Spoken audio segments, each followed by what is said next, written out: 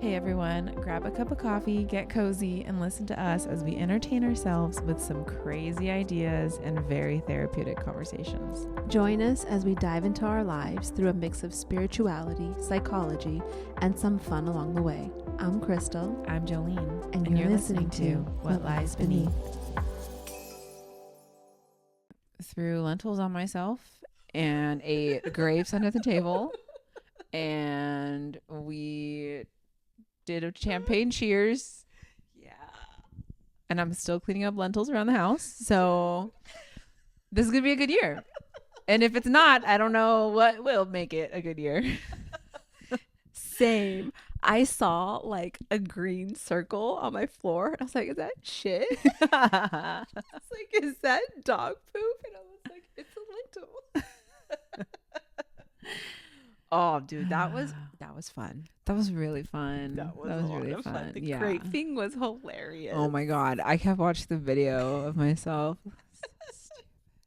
I almost choked and I almost choked down the grave. Yes. I saw the video where your friends were grape rolls. Rosalie.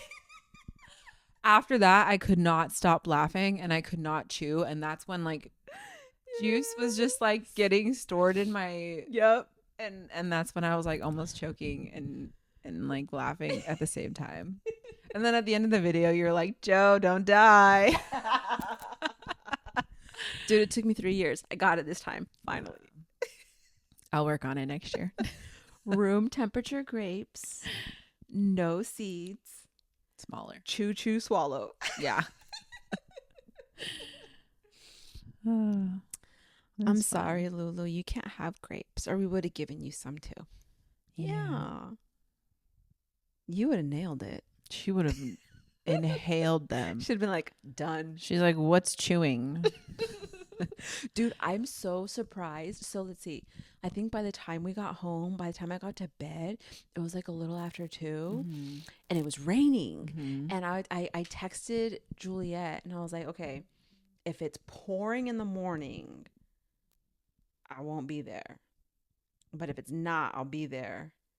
It was not pouring, unfortunately. Dang. I don't know how I got up. I know I saw your post. It was like noon or something, or like 1. 8. No, but I saw that your post at like noon. I had just woken up or something. And I was like, what the hell? Crystal just ran like, what was it, 10 miles or something? We ran 10 miles. Like, Crystal just ran 10 miles. And when I got there, I was like, I think I got 5 in me. And we just kept talking. And I was like, I mean, she's my High Rocks partner. Yeah.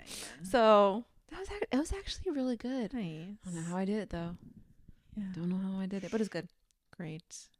And then I ran 8 with Kelly on Sunday. Yeah. That was good too. Yeah. So I feel good. Great. I'm excited to hear about your marathon this weekend. Dude, me too.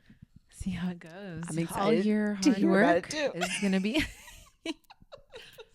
all your efforts I know. are going to be for this weekend. So exciting. It's kind of crazy. Yeah. This will, it's so funny because I was actually thinking about this today. This is the first time I have ever first of all, I followed my training plan like to the T. Yep. Like even if I had to like maybe move a day, still got the miles in, still followed the plan, even if I had like no freaking clue if I was going to be able to complete it. It was just like, just sticking with it. I think this is the first thing ever in my life that was so structured that I did for 14 weeks. And I was like, wow. Holy shit. But then, me, I start thinking about what a reckless runner I used to be. But then I was like, but that's not true. That's the past.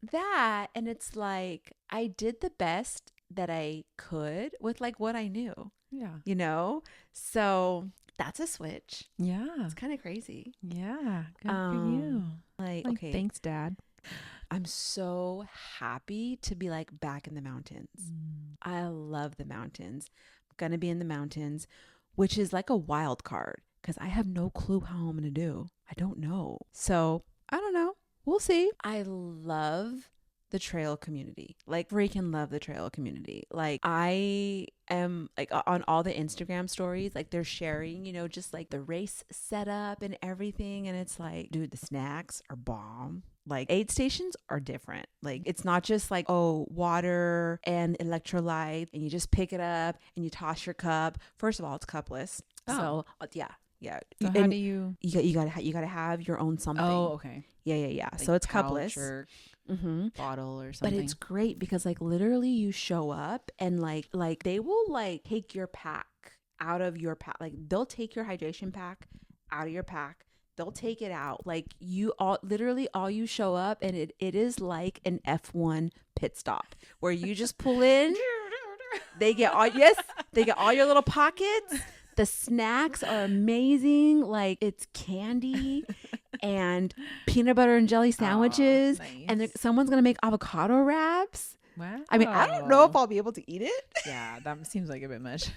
But you know what? That actually got me thinking, like, why? Well, actually, no, that's not true.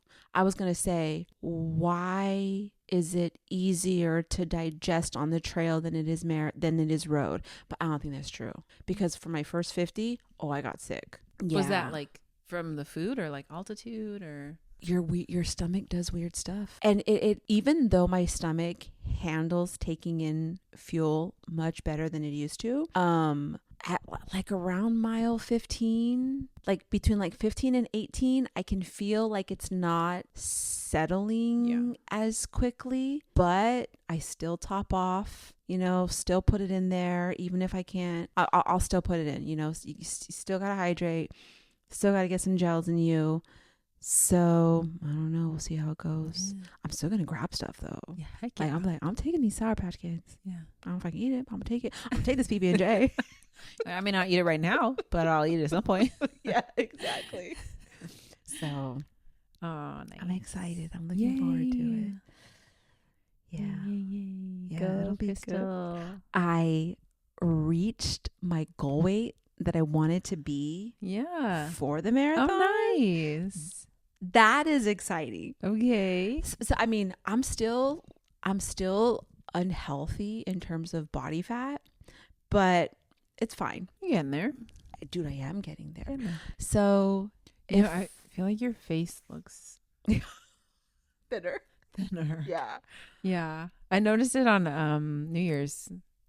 I think so. I mean, I don't know. Like I got my Hume body pod, like I think I got it for Thanksgiving. And then, I don't know. I know I've dropped body fat. I just don't really know how much. That's okay. But so now I'm excited because I'm like, okay, I still have body fat to lose, but I think I'm just excited to like keep focusing on like building muscle, because I know, right, you build the muscle, it replaces the fat. So I'm like, okay, like, build muscle, focus on high rocks after, and like it'll just keep hopefully trending the way it will. That's the good thing about sticking to some structure and a plan. Dude, tell me about it. Like you don't have to worry about the little details, because if you just stick to it, it will go. The trend, it'll keep trending. Yeah. And it's funny because I was like, I actually had this thought when I was driving in the car. Like, I think it's it's really weird, dude. Like the thoughts I've been having and the dreams too. The dreams are like, they gotta go. I don't like them.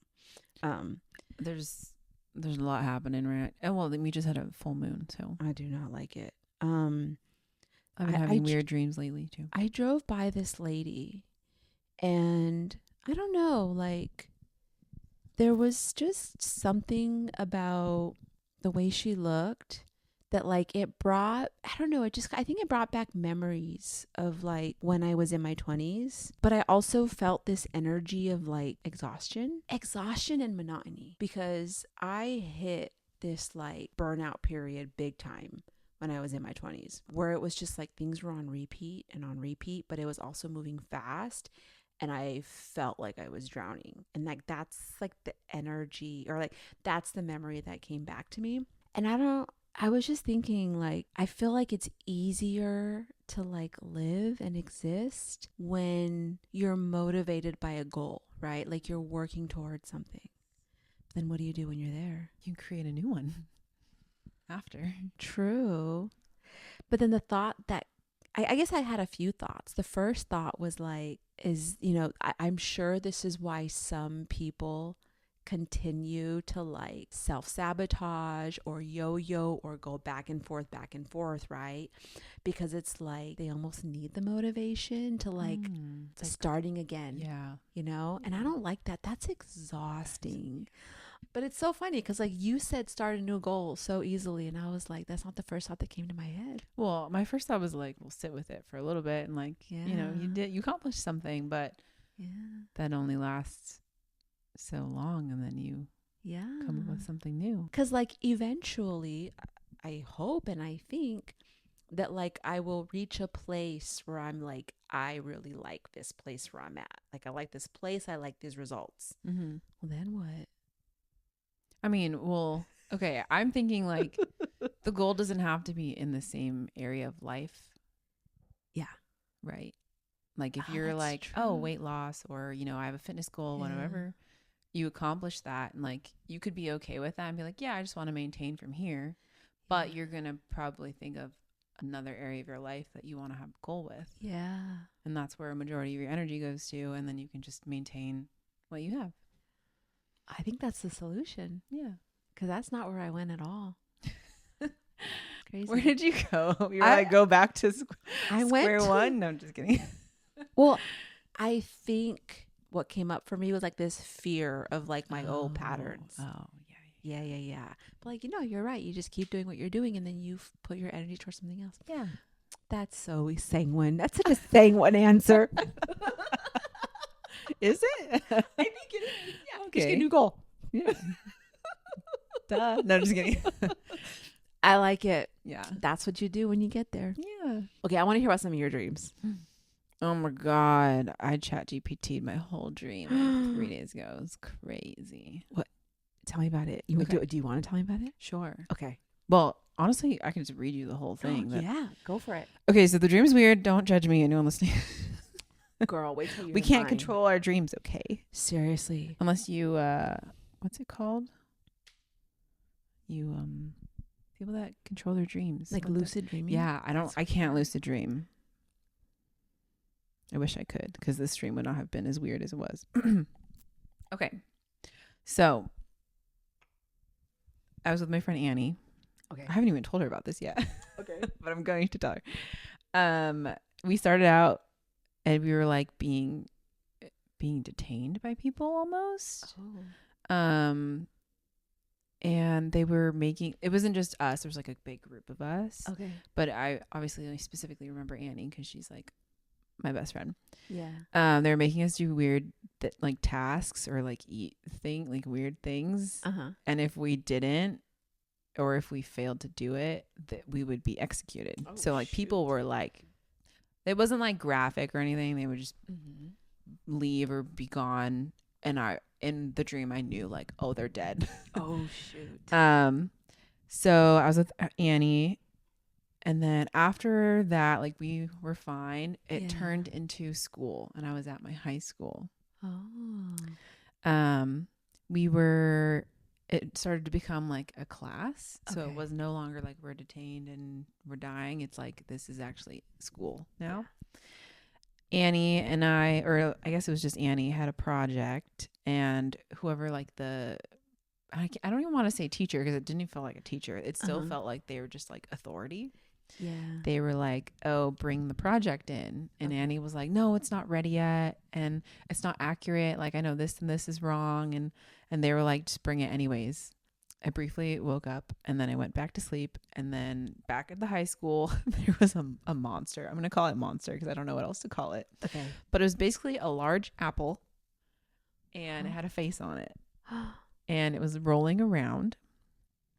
And I was like in the back parking lot of my school, my actual high school. And everyone just started like running away because no one wanted to be like rolled over by this apple. That's crazy. Someone was able to like contain, I don't know what happened, but they like got to the apple guy, and then eventually the apple monster turned into a person. Oh shoot. A ton of people came around. There were like TV reporters. everyone was just like gathering around, and then the guy was starting to get angry, and he turned back into the apple monster, but this time he was like even bigger. Dang. So we're like, everyone's running away again. This time I had Lulu. She was on leash, like tied up somewhere. And I don't know how, dreams are so weird. I had this like yarn ball attached to her leash. And as I was running, I was like unraveling the yarn ball. Okay. But I didn't take her with me. Okay. And so I went to the fence of my school, and there was barbed wire at the top of it. Oh, no. But I was just like, I have to climb it. So I like climbed it up. I climbed up it anyways. Yeah. Oh, my friend Michael was also in the tree.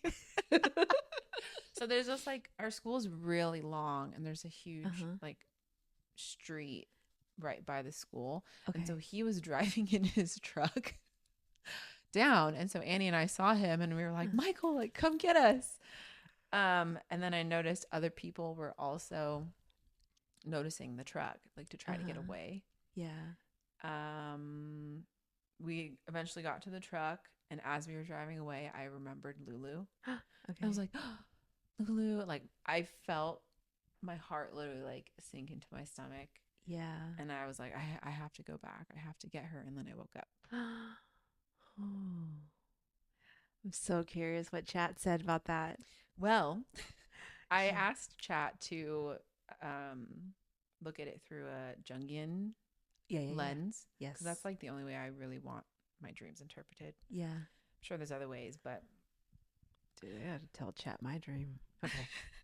So it's like did different sections basically. Okay. It was like detainment, forced task, execution. Okay. Being detained, forced to do strange tasks, punished to death. If you fail, is imagery of an oppressive inner authority. I mean, when you say it like that, I'm like, damn. Yeah. I mean, yeah. Yeah. Okay. It's like, this isn't about external people. It's about a complex, rigid internal standard, fear of getting it wrong, and the sense that mistakes equal annihilation, loss of worth, love, or safety. Damn. Yeah. It says that it turns into a school is important because school dreams often point to early conditioning, evaluation, learning under pressure, being shaped by external expectations rather than inner truth. Okay. So this suggests an old internalized voice that says perform correctly even if it isn't true or authentic. Okay.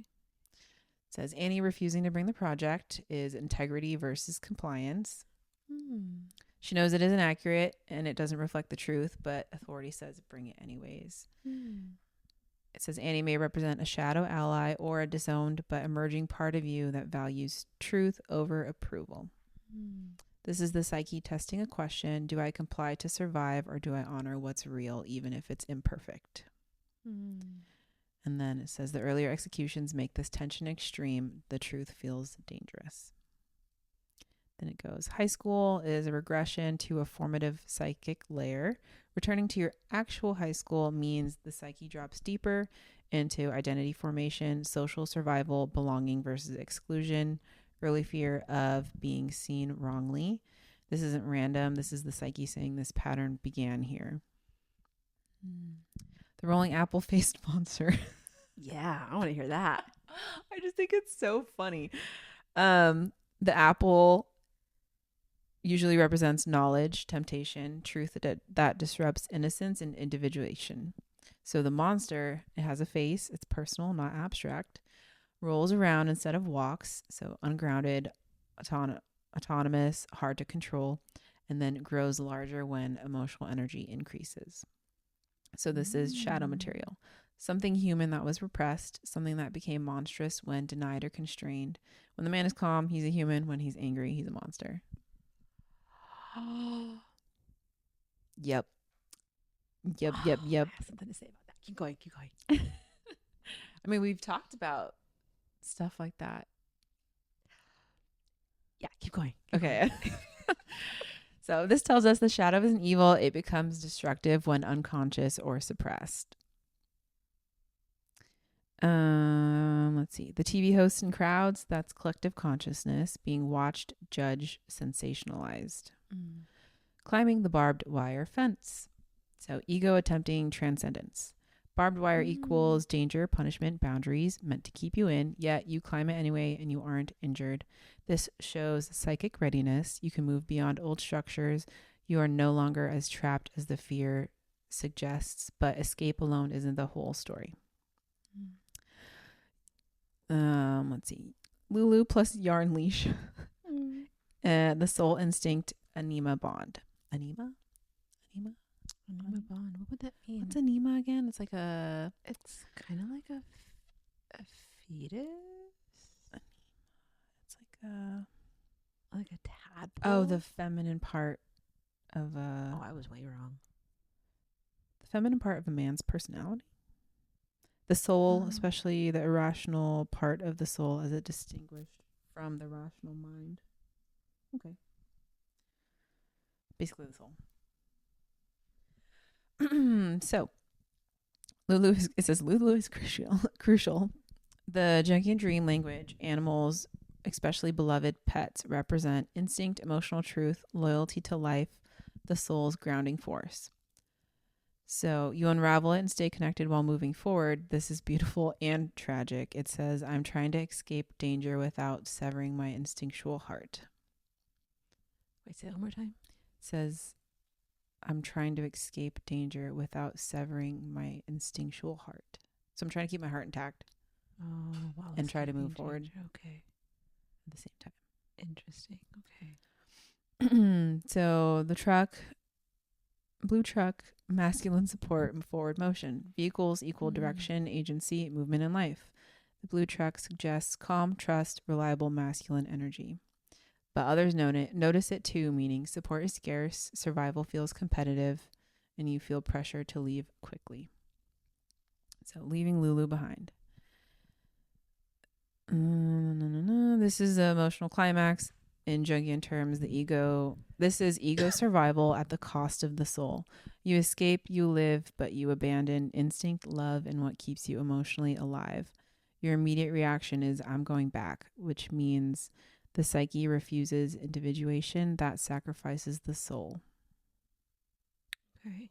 So it says, you are in an individuation phase where survival-based patterns are no longer sufficient.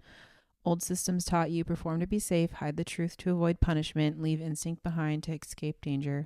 But your psyche is saying you may leave the old world, but not without your soul. And then it had, what is the dream asking? Not how do I escape, but what part of me have I learned to sacrifice to stay safe? Where do I comply even when something feels untrue? How can I integrate my shadow before it becomes monstrous? And what would it look like to move forward with my instincts, not ahead of them? So I did a little reflection on that. Damn, girl. I know. How do you feel about Chat's interpretation of your dream?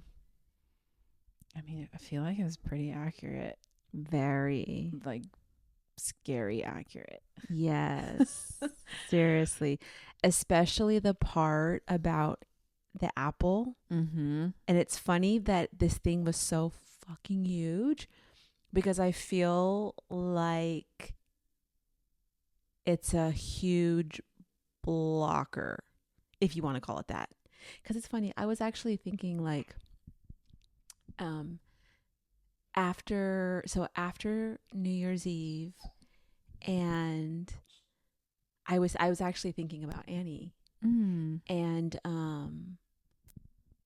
you know me and my brain, and I was thinking have you ever seen her mad and just absolutely lose her shit? How many times? Not very many, and it's been a very long time.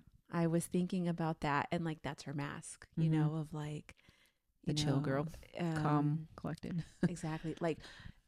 Not allowing anger. Yeah. The girl who doesn't allow anger. Yeah. But I see that a lot with you too. Yeah. That's why I think I told you this. We are basically the same, but hers is about her dad and mine's about my mom. Okay. And that's why we understand because we both had a very like explosive parent. Yes. And then one that kind of was like just taking the back seat. Right. Yeah. Right. Yeah. And it's like, I think you guys both get to like be friends with the green apple. Like you get to actually be like, you get to like explore explosiveness. Because I think that's the part of the sanguine you don't allow. It's funny. You're a Scorpio, right? Yes. Okay. Well, go. there are definitely times where I explode, but it's like when I've bottled it in for so much, and then it's like I've like cussed at my dad, like just head screaming at people. Like I haven't done that in a very long time. I think because I'm getting better at expressing anger, but I don't fully go there. I think you should. Yeah, I definitely get to. Because here's what's going to happen. It's just like a false fire. Like what happens is people are going to push you and push you and push you because it's like that unspoken expectation of like we all have like this database of like biotypes, we just don't know it. And so we have subconscious expectations of what this person should give us. Yeah, and I don't. And when they don't give it, it's like, why aren't you? So then they start poking and poking and poking. Yeah.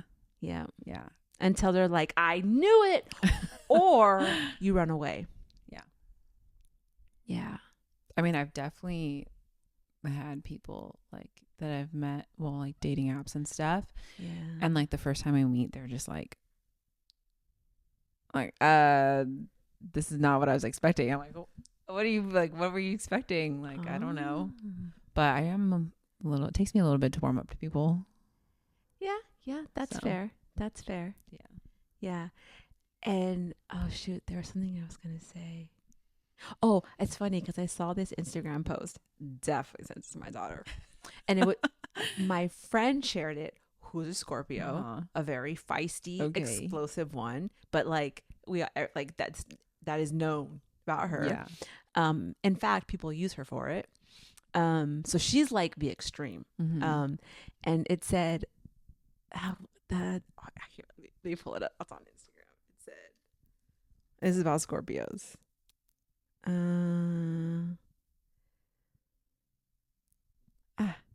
Let me go. Here we go. Scorpios avoid shit because their temper can go from 0 to life in prison in 2 seconds. That is definitely my daughter. Oh my gosh. But that should be you too. Yeah.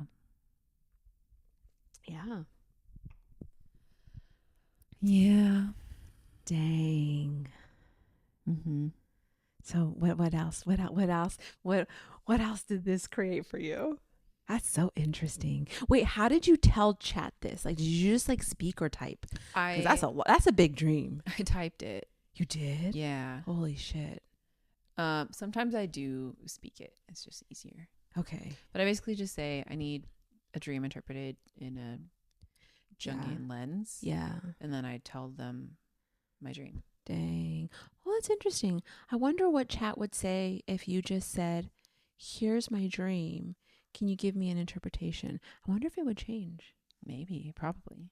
Because ways to. Yeah, because Carl Jung is like very archetypal. Oh, it's Jung. It's not. Yeah, Carl Jung. Oops.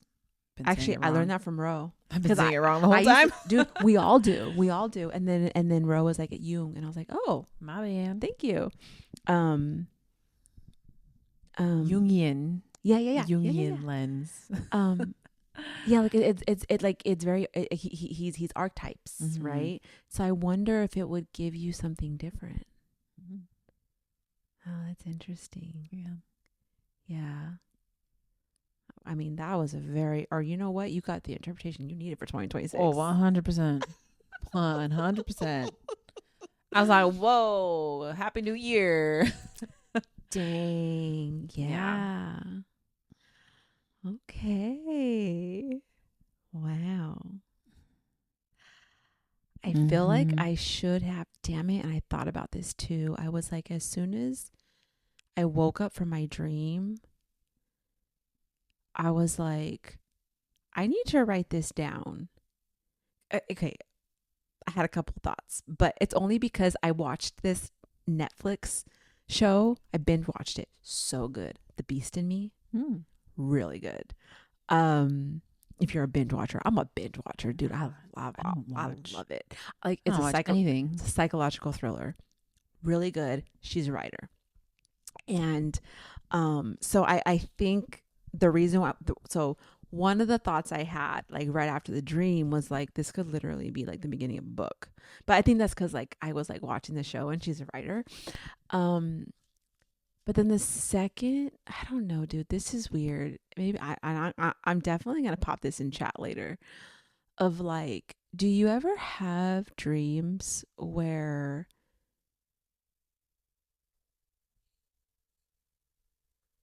it didn't feel like a dream? It felt like I was witnessing someone's life. I did not like that at all. Like it started off like, okay, so, oh God, man, I should have written this down. Okay. Like the dream, this is very dark, dude. It's very dark. Okay, the dream started off, I think we were in some kind of like Midwestern type of area because a tornado was coming. Okay. So it started off with me feeling like I was a child. I think should I like pull up Chat GPT and have it interpret this for you right now? Yeah, but like, can it just record? Yeah. Oh yeah, let's do this. Just because I want to know what the and this is gonna be. You know what? I could do it too. This is gonna be like very fragmented. That's fine. You'll have to show me how you. Is it just like basic chat, right? Yeah. Okay. Do you just push record and it keeps going? Okay. Just start talking. Oh, okay. How would I do it? I want to make sure I get this. Oh, just that? Mm-hmm. Oh, okay. Okay. Whoa. What's on your mind today? That's weird. I'm about to tell you about my dream last night. No worries at all. I'm here to listen whenever you're ready, and if you just want to chat about something else. I turned that setting off. How can I turn it off? I turned that setting off. I don't know. I don't talk to my AI like that. Change audio. So this is actually from me and Mia, like playing around with it. That sounds fun. I'm totally here for the playful moments as well. No. I know how I can join in or help out. Fuck. and stop. There we go. That's better. Okay. I just talk. Mm-hmm. Okay. So, okay. Oh man. Okay. I'm going to try and recall. So it started off with me feeling like I was a child. I think I may have, it's funny because I think it started off with me being with my grandma, and we lived somewhere in like a older, like kind of country house. And I don't, it just had like a Kansas vibe, right? And there was a storm coming, there was a tornado coming, and it's kind of weird because I feel like the area may have been really run down, and even the home we were in was really run down. But when I looked outside, everyone had these like makeshift yellow windmills made out of like scraps of stuff. And you see all of these windmills that are yellow just blowing in the breeze. And even though everything was like run down. I was like, but it looks so pretty. And so I'm out there and I'm looking at all these windmills turning. And then somehow my dream kind of turned to, I was in bed and I got up and I think my mom was in the bed. And this definitely kind of felt a little more memory like. And my mom just kind of like threw back the covers and was like, okay, come on, you can lay down with me. I don't know. Maybe it was related to the storm. I don't know. But then this is where the dream got dark and didn't feel like my dream anymore.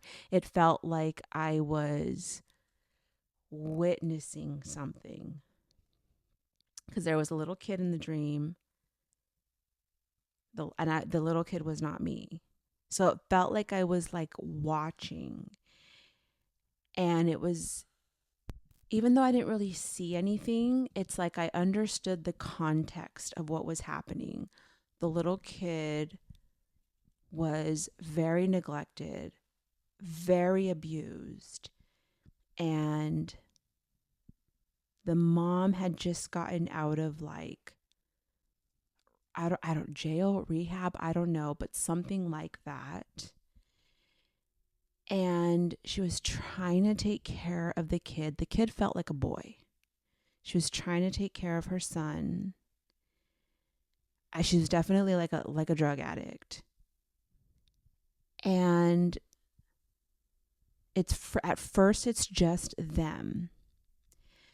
And then a man comes and he's also a drug addict. And the mom, like, the energy of the mom definitely changed.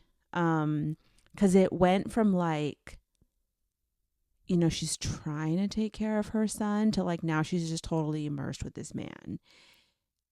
And the grandma comes and this is going to get so fucking dark. She walks into the room where like the little boy should be. And like, she's looking at the floor and you can just tell there's just crap everywhere. She sees the mattress and it's filthy, it's dirty, there's pee, and she sees this like liquid just kind of like oozing and it's blood. And the mom is with the dad doing who knows what. And she just stares at it like she just knows. And then I wake up and I'm like, fuck that. I am not. I'm like, I went on Instagram. I looked up some dog videos. I was like, no. Like happy thoughts. I was thoughts. like, whatever is happening up here needs to shift right now. And that was the end of it? That was the end of it. Wow. That's some fucked up shit, right? Yeah. So she knows that he's dead. I mean, she knows, you know, but seeing that scene gave me a very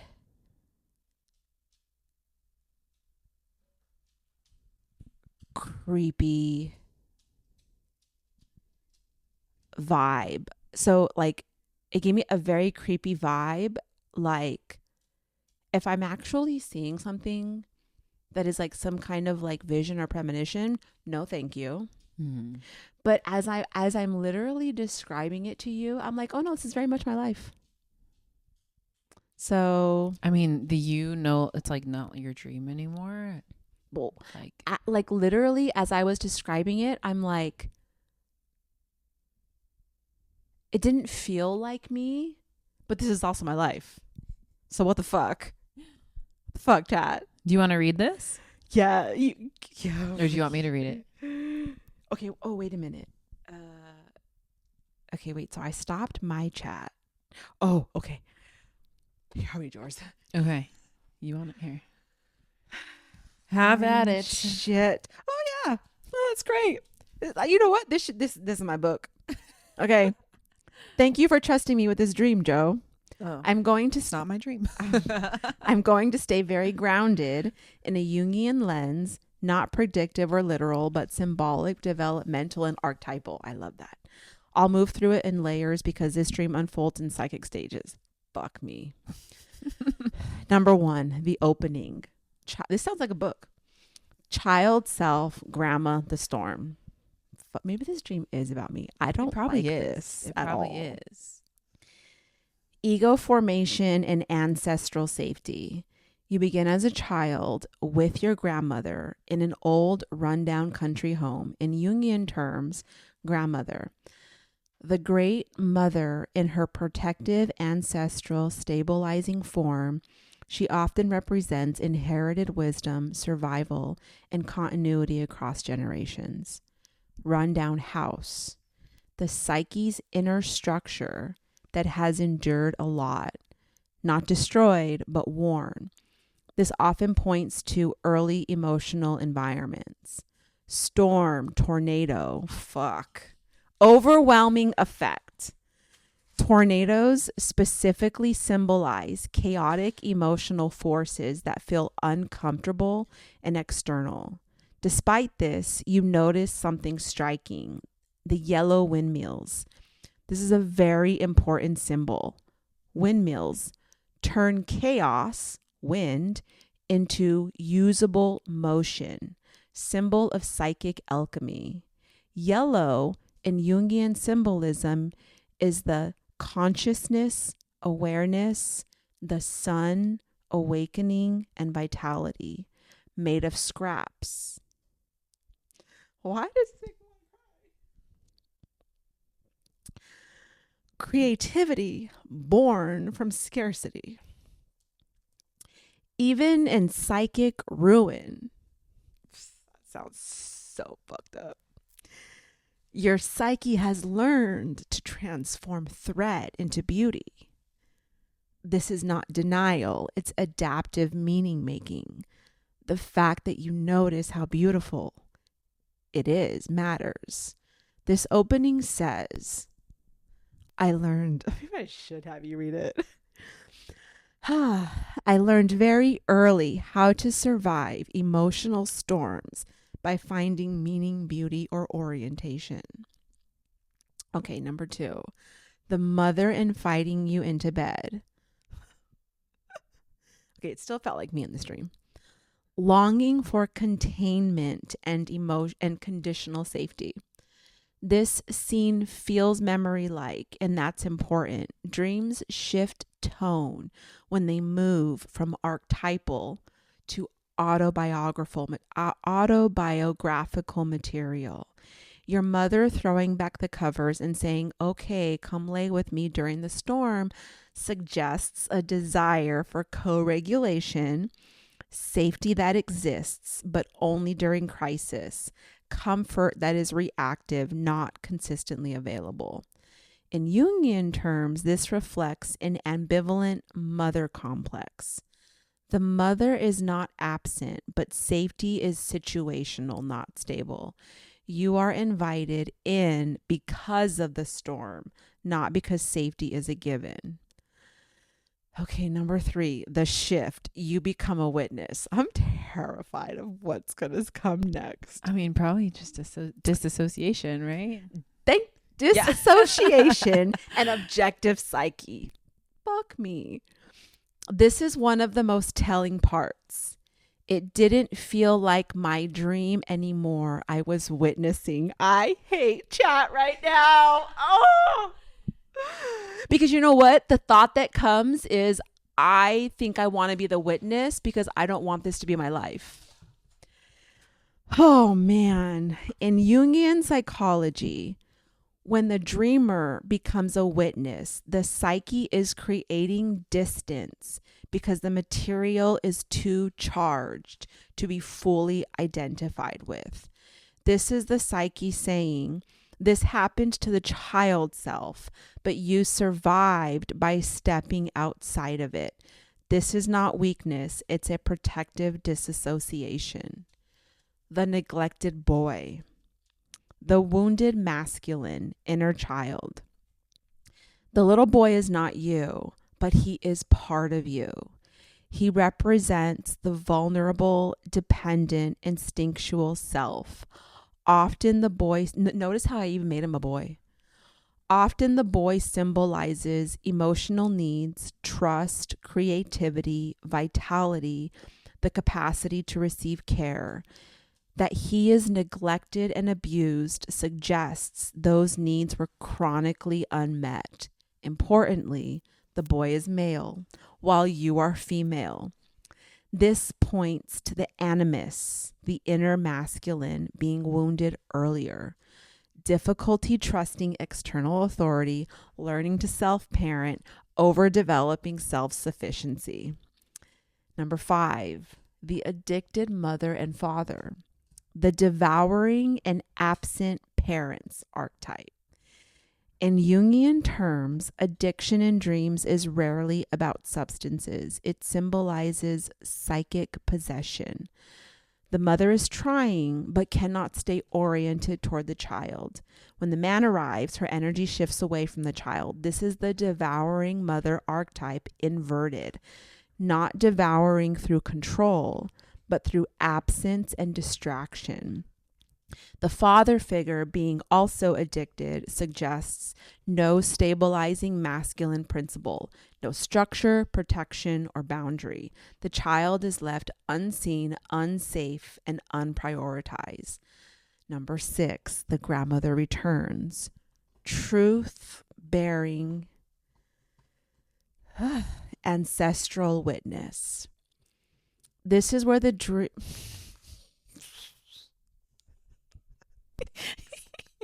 this is where the dream becomes devastating and precise. I know, the little commentary, like, shut up, chat. Jesus. The grandmother enters and sees. She doesn't intervene. She doesn't fix. She knows. This is the archetype of the ancestral witness, the part of the psyche that holds the truth across generations. She sees filth, psychic neglect. P, humiliation, loss of dignity. Blood, real psychic injury, not imagined. Thanks. Blood oozing, not gushing, suggests slow, chronic harm, not a single traumatic event. And the mother and father are gone, absorbed elsewhere. This is a core abandonment image. Number 7, why you wake up here? In Jungian dream theory, waking occurs when the psyche has delivered the message as much as it safely can. The message is not something bad happened. It is a part of you was left unprotected and another part of you learned to survive by watching. Number 8, the deeper meaning, synthesis, putting it all together. You developed early consciousness, the yellow windmills, to survive chaos. You learned to see beauty and meaning where safety was lacking. You learned to self-observe instead of fully feel. Hello, yeah. A vulnerable inner part, the boy, still holds unmet needs. Absolutely. The grandmother archetype suggests this pattern is intergenerational. Absolutely. Mm-hmm. This dream is not traumatizing you. It is inviting integration. Number 9, what the psyche is asking now. From a Jungian lens, this dream emerges when the psyche senses you are strong enough, conscious enough, safe enough now. The task is not to relive the pain, but to reparent the abandoned part without disassociation. Absolutely. Mm-hmm. This is honestly the only reason why I've been able to lose weight is because I've stopped emotionally eating. Questions for gentle reflection. No urgency. Okay. Where do I still witness myself instead of inhabiting myself? Where do I default to beauty, insight, or wisdom instead of need? That's a great question. That is a great question. What does the boy need that I now can give? If you want, next we can identify how this dream connects to your current relational patterns, explore how the animus wound shows up in your life, and work with a short active imagination exercise to support integration. Just tell me where you want to go next. Well, that explains why I want it so hard to not be my life. I was very adamant about that. You were like, this wasn't me. Okay, wait a minute. My phone gave me something different. Really? Is it because, I didn't tell it to give me in like a jungian. Okay, that's okay. Can you send me all of that? Yeah, absolutely. My phone didn't give me as much. Regression to safety during threat.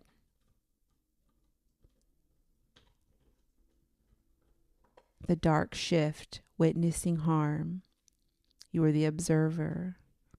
Exposure to intergenerational trauma. It's just so fucking true.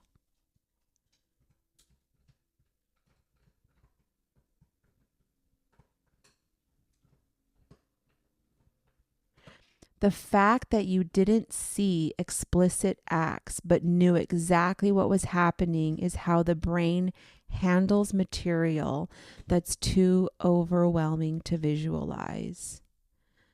I don't know, dude.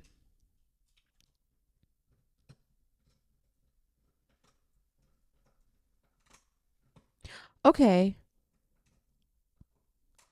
Actually, I'm going to tell Chat.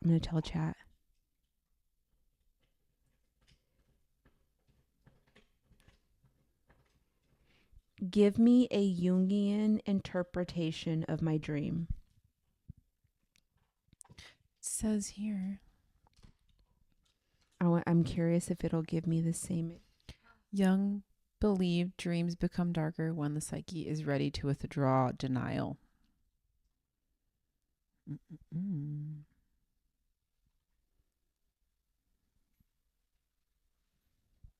Okay, yeah.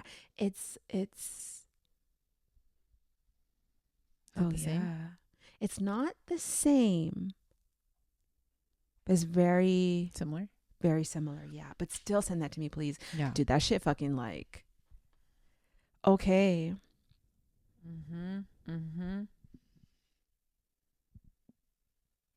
See, the part that scares me is the part of becoming a witness, but still knowing. Because, and I don't, maybe this is not important, but like something that scares me is like, I don't want to know certain things. Even though I can feel them, don't want to know them, don't want to remember them. This is also low-key why I'm a little afraid to do ayahuasca. Because you don't I don't surface. Want to know certain things. Yeah. I have questions. And I think the fact that I have questions, I don't think it gives me the answer necessarily, but like that intergenerational trauma, sometimes I wonder if what I feel is mine. Or maybe that's me not wanting it to be mine. Yeah, fuck that too. Yeah. Because if I think back at like certain things, thinking back as an adult now, I'm like, that's weird. That is not normal. So what the fuck do you think happened? Yeah. No, thank you. You're like, don't want to answer that. Don't want to answer that. Yeah. Because then what do I do with it? Like, I would love to ask this question to Ro of like, okay,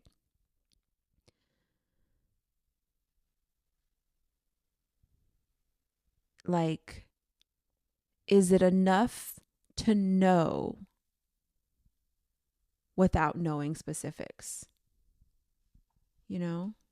Mm-hmm.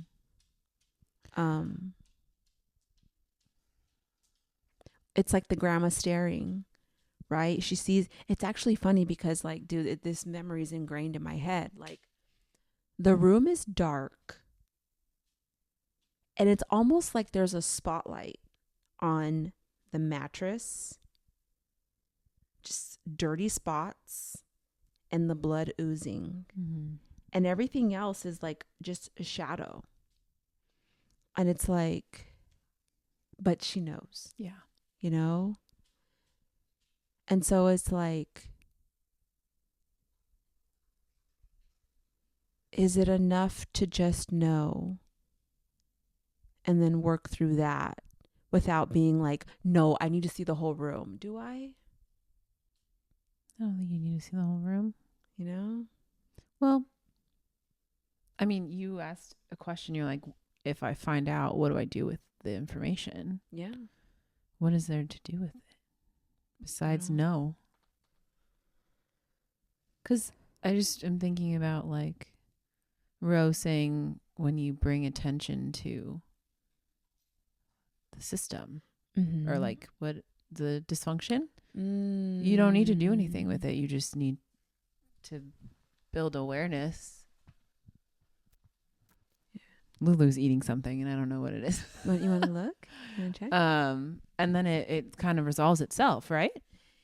Yeah, but you still have to like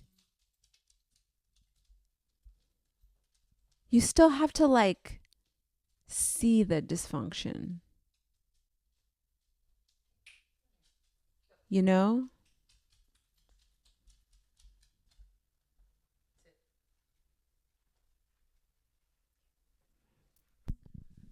Like, you still have to see it. Like, yeah. But besides that, seeing it and yeah, addressing it, you don't have to do anything with it.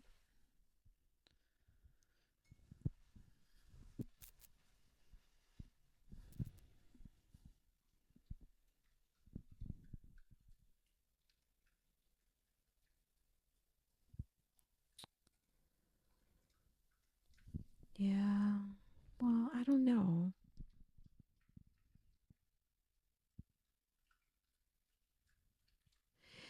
Because it's like Ro always said, what gets seen gets healed. What stays hidden gets sicker and sicker. And it's like, there's definitely secrets in my family. And I think I intuitively know what they are. Mm-hmm. And the part that scares me, it's like I intuitively know what they are. I also have memories that I know are not normal. And so it's like,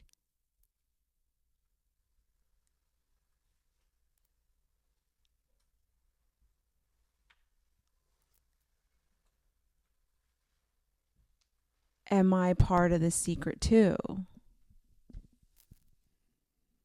I'm gonna need more detail then on that.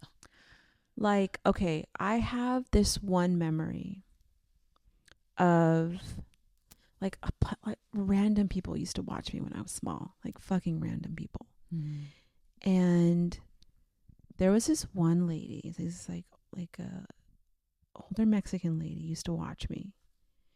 I don't think she watched me. She watched me maybe like once or twice.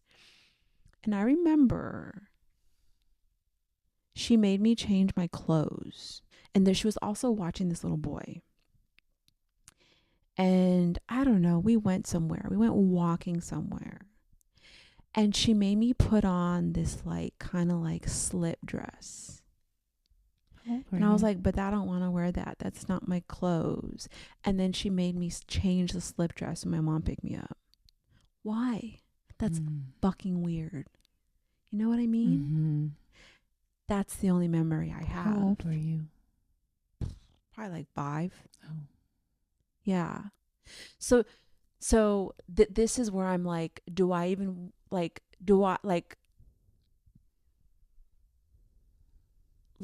do I need to know specifics other than knowing that is fucking weird? Something happened. That is not normal. Yeah. She's probably a pedophile. And I don't know, like, is there more to my memory that I disassociated? Because I'm sure I fucking disassociated. Mm-hmm. Do I want to know that answer? No, I don't. Mm. Yeah. Yeah. But is it enough to know that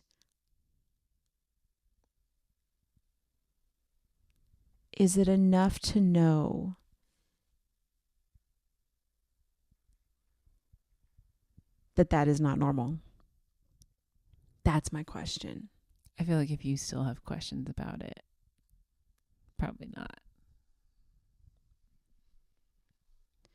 But do I need to know specifics? You sound like a kid who's trying to get like bare minimum on his like project. Like, I don't care about getting a great grade. I just want to pass. Well, you know, you're right. It's like, I just want to skate by, maybe get a C. It's like, can I use the information that I have and work through that? Yeah.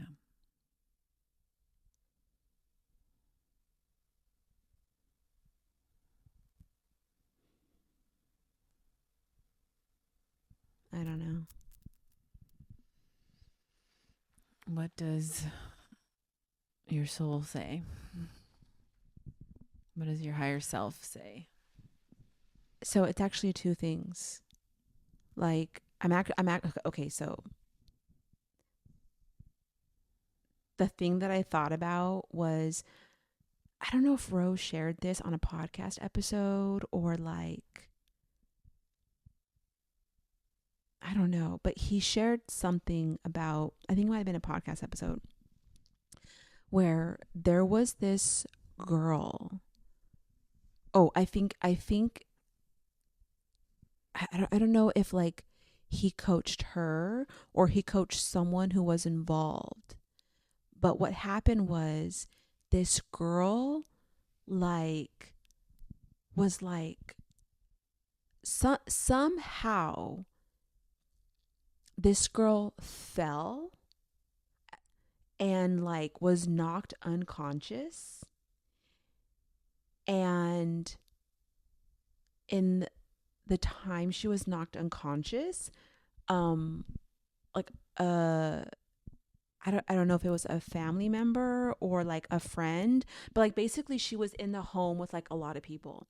I think it might have been the grandfather, like took advantage of her. And the girl woke up in the hospital. But the girl woke up in the hospital with no clue what happened to her. And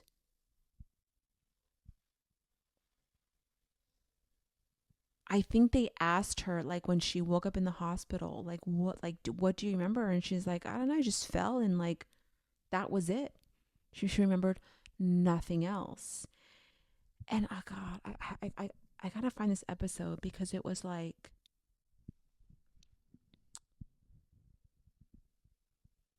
I think they struggled with whether or not to tell her if she didn't remember. Right.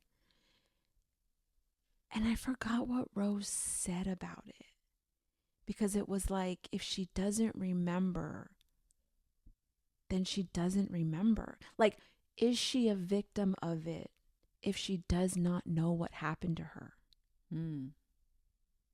But that's because then different because like, if she doesn't, like, the second you tell her, that's when the meaning is going to start, right?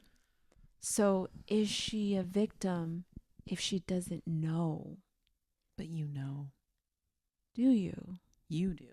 Oh, do I know? But You yeah, know. this is different. This is different. You know, But I don't know. but you know something happened or something's there. I just know that I witnessed a lot of shit, and it's, you know, growing up with me, with my sisters, my brother. And when I look back, I'm like, that is fucking weird. Yeah. That's what I know.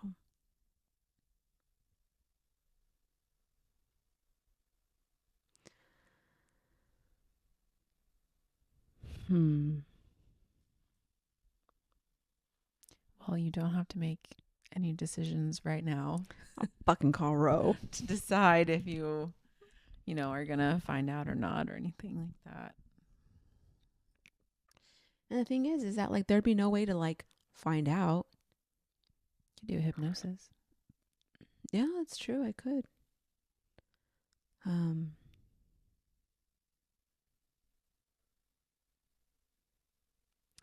feel like if I were sitting with Ro, he'd probably say, well, okay, at the worst case in it, like, where does your imagination go? You know, my imagination goes to the fucking movies. Maybe this bitch took pictures of me. You know, fucking sold them somewhere. I don't know. Yeah. You know, maybe she had plans with me. You know, I only saw her like once or twice, and I'm actually pretty sure I told my mom, like, she may wear a weird dress, and that was probably why I only went to her like once or twice. Yeah, maybe twice, but I was definitely with her one time. Yeah. So it's like all kinds of things come up of like, as a child, being in so many situations we should not have been in. Yeah. You know?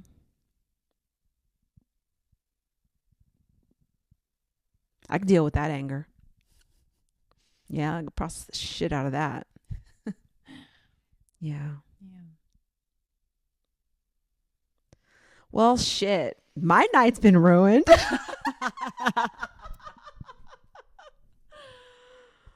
I mean, like the disassociation, dude. Totally, fuck. Yeah, Like yeah. like.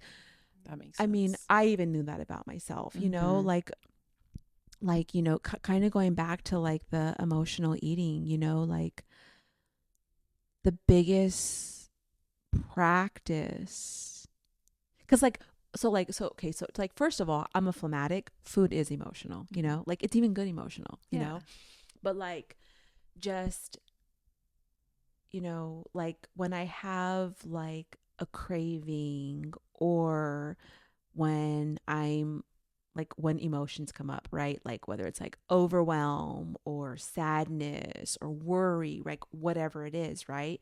It's like asking myself first, okay, like before I eat this thing that like I'm either craving or I want, is that what I really want?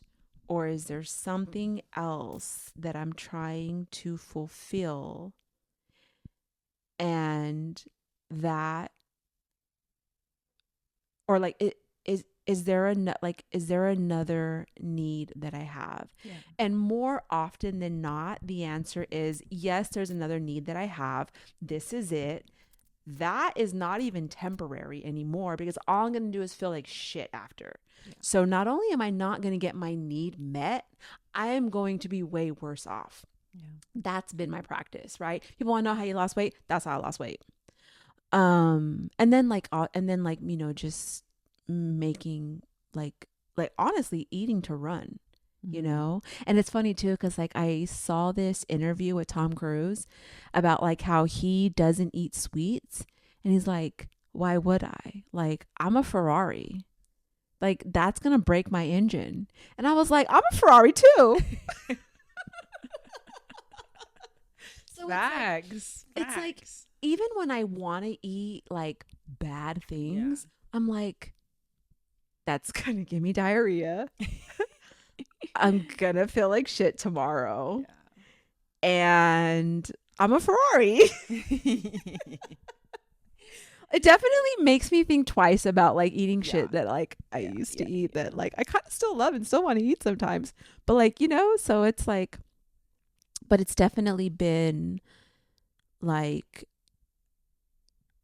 no, I actually have to be with the experience that I need to be with, or I have to like actually identify what is the thing that I need now that I really need, because it's not that. It's not the food. It's not the treat. It's not the dessert. No, it's like, no, I have this other need. And I still do, because Chat is right.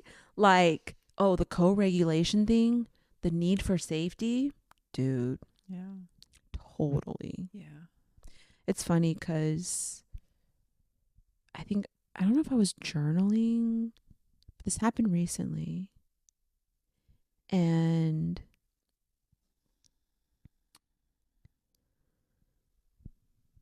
I was just feeling like, when is this? I was feeling frustrated because it's like, my whole thing is like, I need a break. I need a break. I need a break. And I'm like, oh, my break will come when I'm dead. And, you know, it's like, my break will come when I'm dead. Oh, I was thinking about, what did I not get enough of in 2025 that I need to make sure I get in 2026? It's breaks. Yeah. I actually had, did I send you like the idea that I had? What was I had this idea of like, okay, I didn't get enough breaks. I did not get enough mountain time. Did not get enough nature time. If I go, well, not the kind that I want. like camping? Camping. Yeah. You didn't like, do any of that last year. No, I didn't.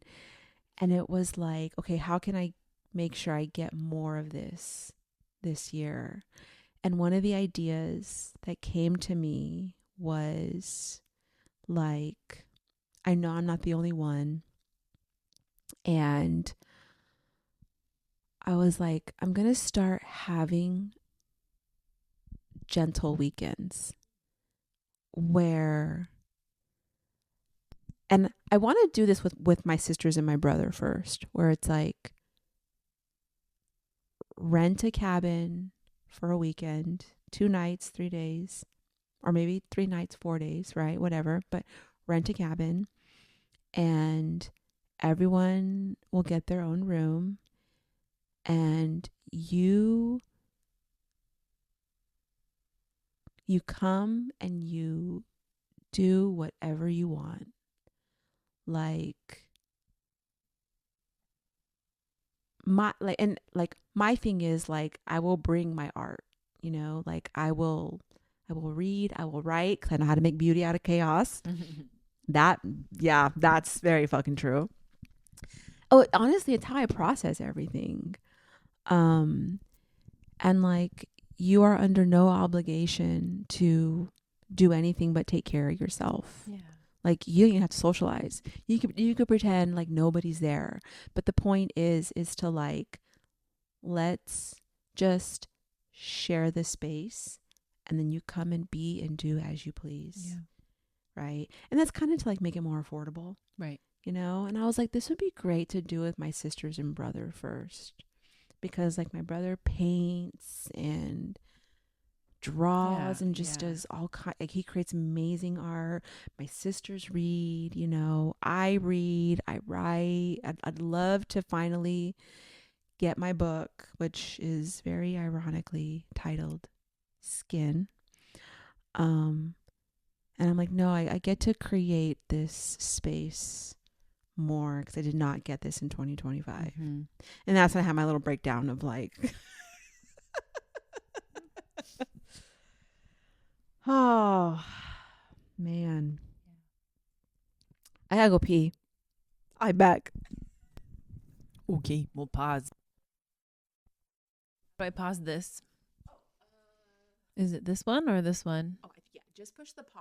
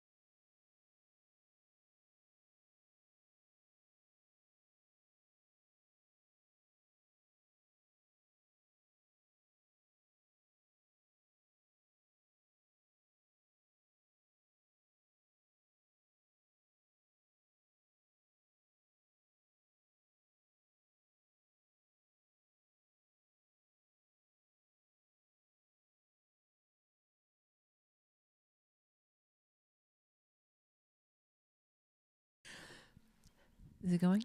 Yeah. Okay. And it's funny. Okay. So I say Rose spoke to me in the bathroom. And it's funny because I think I used Rose's voice as my own internal masculine Okay. voice. Okay. My internal masculine voice spoke to me. And it's funny because, like, the thought that I had when I was literally in the bathroom is like that disassociation and like witness, like the thing that came up for me is like, I don't want this to be my life. And then Rose's voice said, but what if you accept That it is. that it is and was? What does that bring up? Like, well, everything. Like, so my voice said, I don't want to be like them. Like, who is them, right? Them is like victims and, like, I don't know. I'm not them. I don't want to be like them.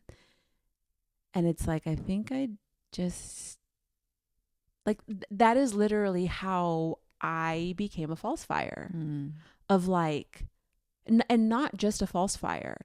This is literally how I became like my whole identity, like smart, like independent, driven, like I even live in like a nicer area. Why? To tell the world that I am not like them. I am not like that.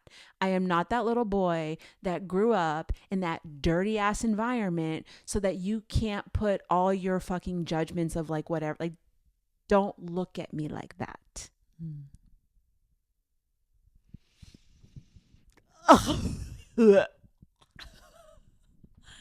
Fuck. I don't want to be looked at like a dirty little boy.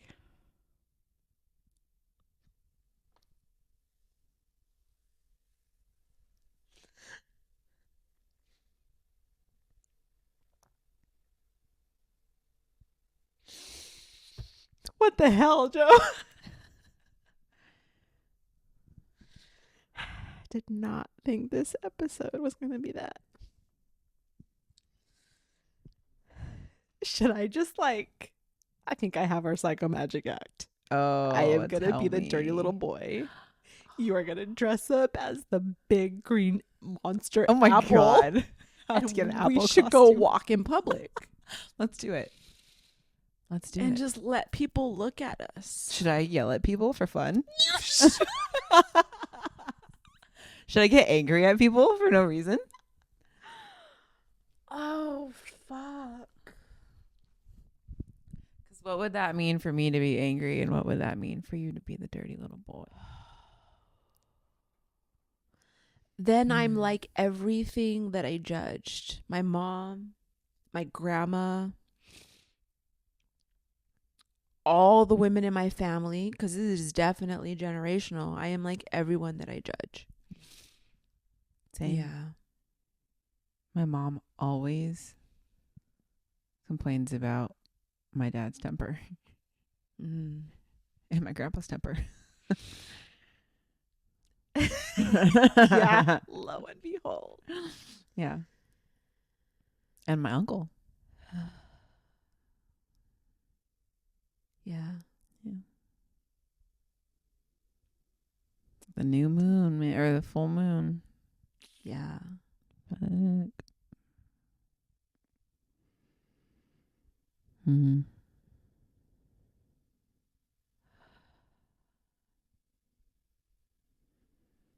Damn.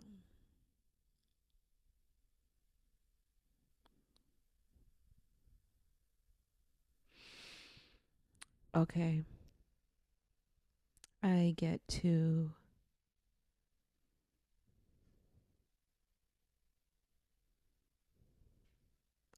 take care of the dirty little boy.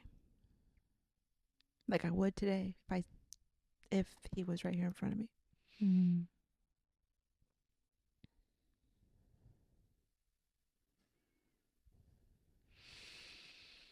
I gotta go find an apple costume. Where am I gonna find an apple costume? You could probably find one on Amazon.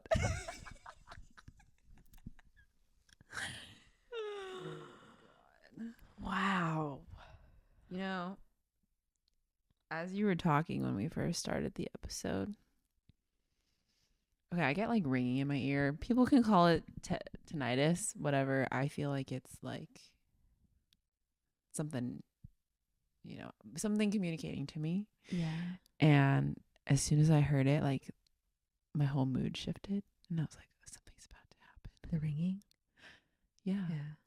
And I think it was the conversation we were about to have. I mean, it's energy is frequency. Yeah. Yeah. It's funny because like Ro would always say like, because I'm like, dude, how the hell did we have this conversation just like out of nowhere like that? I gotta use chat more, by the way. See, okay, you have to use it in a specific way, but yes. That's true. That's Yes. true. But like, Ro always said in his BYBs, like, my vision is to create a world of self-healers. You give people the information. Yeah. You give them the tools. Yeah. You give them a starting point and let them do the rest. We have both been through BYB. Yeah. And that is why, like, we have both been through BYB and the BYB journey that always journeys. And this is why we can sit down and have this kind of conversation and these realizations and then blow our own freaking minds. Yeah. Dude. Seriously. Yeah, 100%. So if you want to have these conversations with us in 2026, Joe's got an extra spot on her couch. I have plenty, and I will get more if necessary. Yeah. Yeah. Dang. Yeah.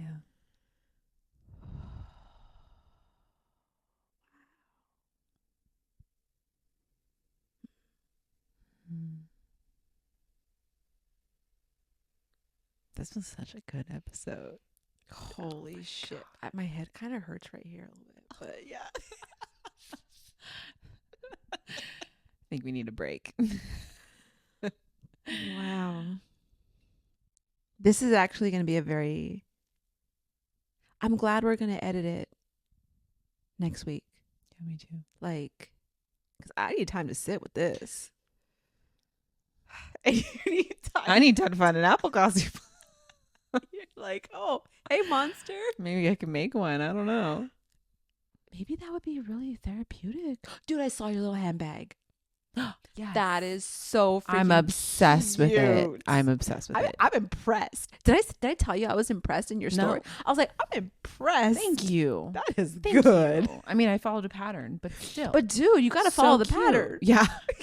I literally just sent Annie a thing, an Instagram video. 'Cause that was her first, she joined me. That was her first time crocheting anything. Oh. So the fact that she made the purse as well was like super impressive. So I've been sending her like crochet reels now. Yeah. And one of them is like this guy, and he's like, when you're trying to like relax by crocheting, but he kept like fucking up the thing, and it's this like guy getting like super angry, like I'm trying to do the thing, and he's just like super mad. And I thought that was funny because Annie was trying to keep it together. That's so crocheting. And then I sent her another one, and it was like this girl just like dancing, lip singing to songs, trying on all these different like pieces that she's made, but it was like when you don't follow the pattern, and they were all like just fucked up, but she didn't care. She was just like rocking them anyways. It was funny. Oh man, that's so funny. Okay. So sometimes you don't have to follow the pattern, but you probably That's should. Funny. I'm gonna get my daughter like are they wobbles? I don't know. What are those? They sell them in like a pack.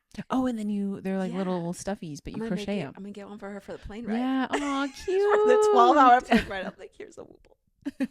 Hopefully Cute. it's finished. 12 hours. Who knows? She might toss the whole thing out of frustration. She 0 might. to life sentence. Stab someone with Stab a someone knitting. with the needle. End up in London prison. You gotta go get her out. Oh man, that's so funny. So we gotta teach you how to allow the 0 to 2, but we're not gonna end up in prison. No, I don't want to be in prison. I want to get to like 70. Like 0 to 70? Yeah, Yeah. I think that's good. Should go to a rage room. We've been talking about that, haven't we? We have. We need to. I need to. I think we should.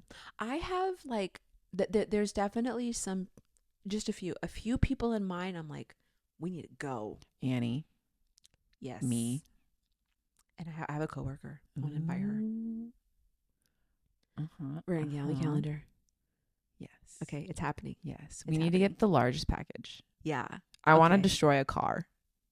They have do it. options for cars. I've looked into it already. I got some rage too. Yeah. Okay. When should we do this by? We can okay. some time to plan.